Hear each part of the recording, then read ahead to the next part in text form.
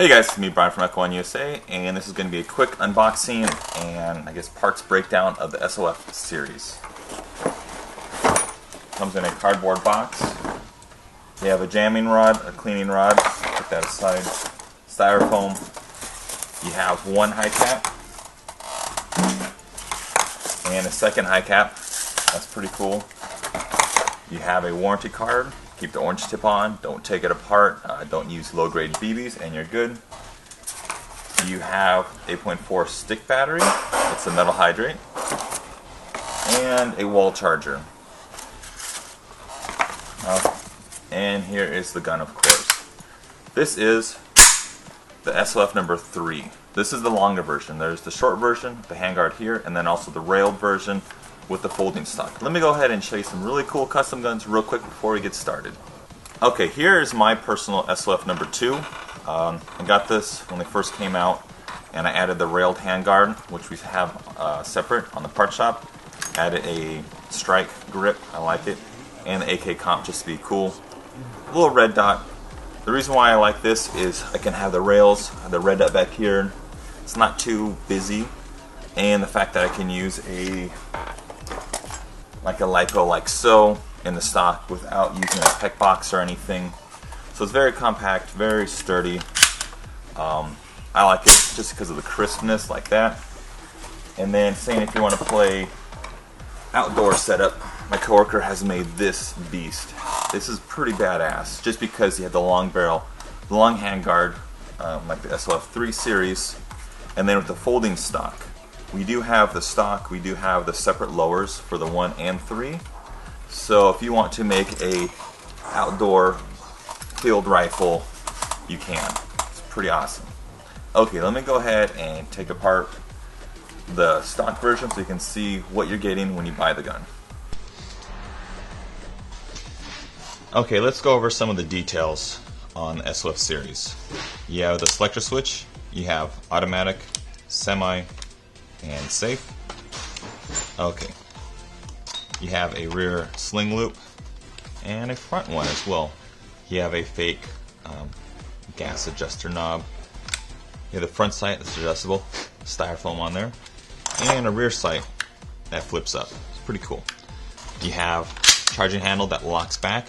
You can slide it forward if you want, and you have a bolt release. Nice and crisp. Love that sound. And it is strong enough too, like that. Mag release here, and you're good.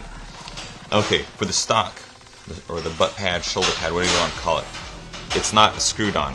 You have to just press down and come off. Okay, let me go ahead and show you how to take it apart real quick. It's very simple. You have 2 screws, and you're good. Pop that off. And don't lose these, but we do have spares on the part shop in case you do. And it comes on. Okay, cool. There's the lever, put that aside. And your metal hop-up unit with inner barrel. What's cool is metal hop-up unit with easy to adjust drum. And then also you have a Mad Bull bucking on the inside. Oh, and a side note. For this little peg right here that locks in to the lower receiver, you'll have, if you take off the rail, let me do it.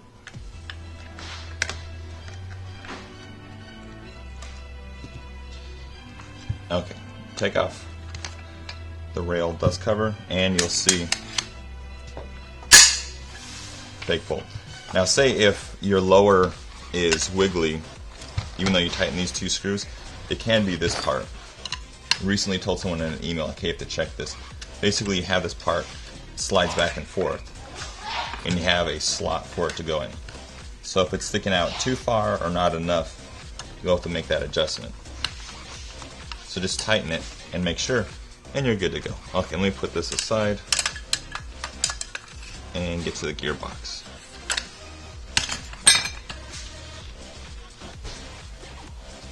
Okay, now to take the gearbox out. You'll have a version 3 gearbox and the stock. It's pretty simple. Switch the gun to semi-auto. You'll see how selector plate moves back and forth. Just keep it on semi mode use a 3mm Allen screw. Move the little screw, move the grip, and the trigger guard. Please don't lose the trigger guard. Okay, it's on semi-auto mode. Wiggle it up.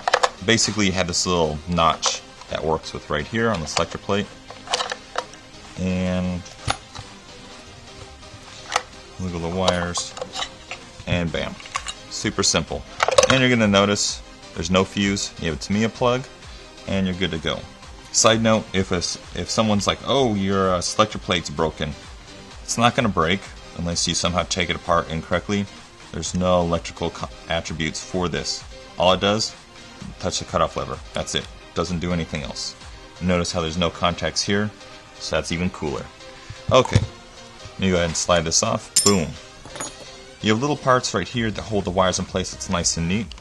And just go ahead and take those off. If you lose these or if they break, you can still put the gun together, but it just will be a little more hassle for you. So be careful. Okay. Remove the motor screw cages and pop it up. The motor, it has a pin. It's a little D-shaped. It's semi-torque. It's not a lot like the neodymiums where it's hard to turn, but it's more torque than the standard stock ones. Okay, go ahead and pull the reverse latch. Okay, it's good. Notice how the bevel gear wiggles a little. Okay, cool. Go ahead and continue opening.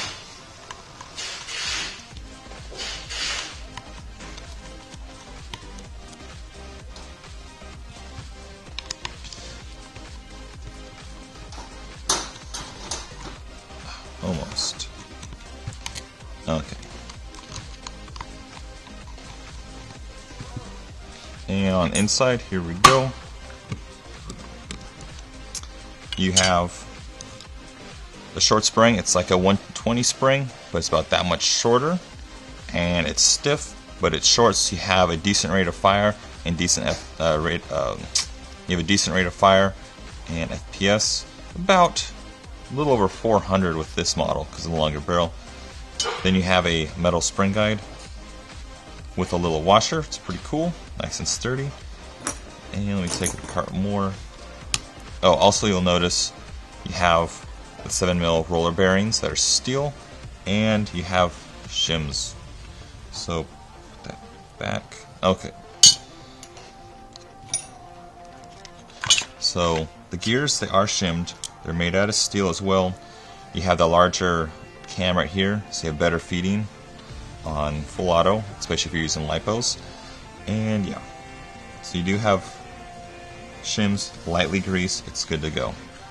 The tappet plate is nice and flexy. It's made out of plastic and it's good. Air seal nozzle, standard length. Perfect compression for being a stock setup, even though it doesn't have an O-ring. So it's it's a snug fit. So, and also with the SOF 3 series, you have complete cylinders, so you have maximum air killing power against those other teammates. Okay, you have a ported piston head, it's nylon, and also what's really cool is a complete steel tooth rack. You have the second tooth removed, and you're probably saying, wait a minute, it's not a full rack. Well, when you have